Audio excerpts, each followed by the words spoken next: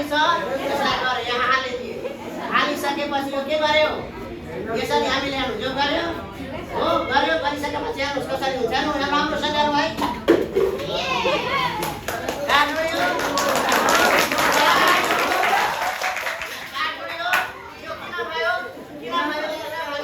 हामीले यो स्थिर अवस्थामा छ बस आयो के छ यो सबै स्थिर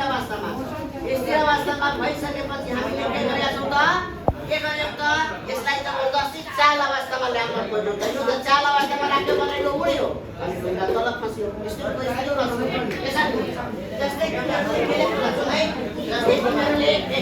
जस्तै तिमीहरूले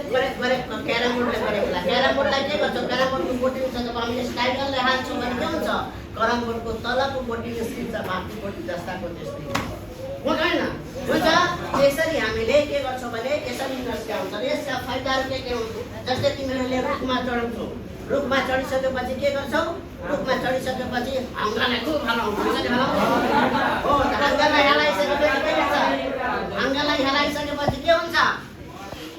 रुख के पात अथवा फल खस्छ नि त त्यो पात खस्नुको मतलब के त्यो हाँगा हलाउँदाखेरि त्यो फल जो हुन्छ नि त्यो फल स्थिर अवस्थामा नै रहन खोजा हुन्छ फल के हुन्छ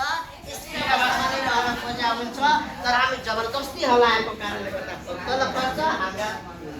जस्तै तिमीले हेरेको होला जस्तै हेरेको होला तिमी सर्ट के छ नि सर्टलाई के गर्छौ सर्टलाई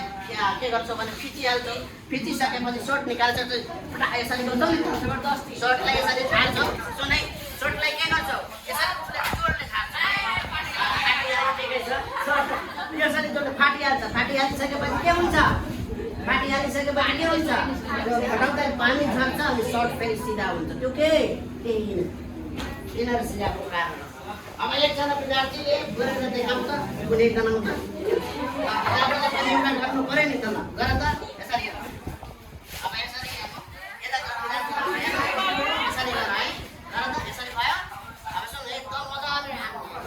हेर्नु त